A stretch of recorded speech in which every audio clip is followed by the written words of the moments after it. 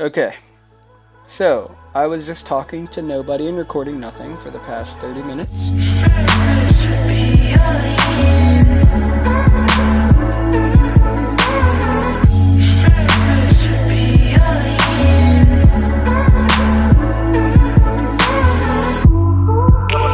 Time is never stopping. Only gave the kid one option: go to school and get a job. But it's so common all around me, they slaving for the bills. But I knew I wanted more. Told my boys that we could make it to the hills. Living real, doing what I love, going day. So the first thing I start with are the tones and the colors that I want. What colors do I want? What tones do I want?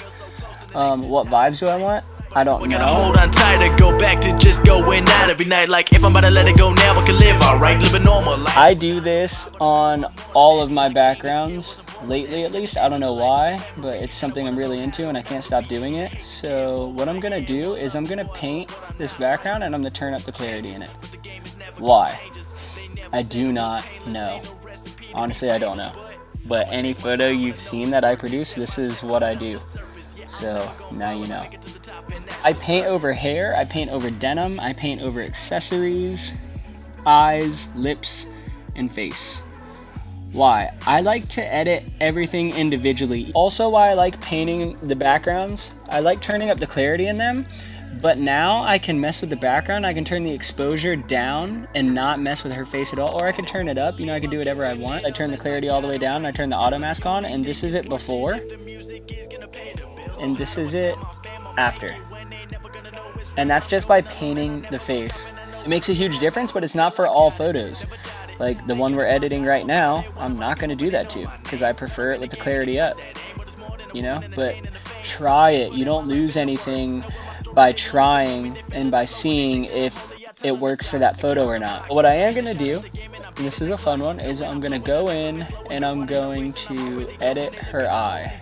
So I'm gonna turn the temp up, but now I'm gonna bring the contrast up, and that pretty much separates the darks and the lights. So this made it brighter, but now my darks kind of aren't there.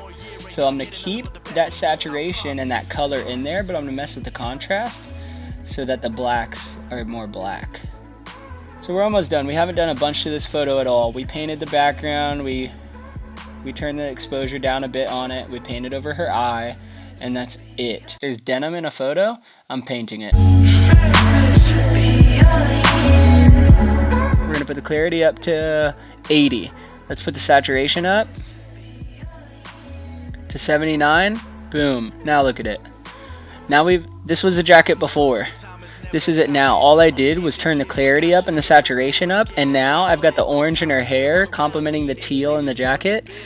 To me, that's a big difference. What I like to do with my edits is I like to do as much as possible without looking like I really did anything at all.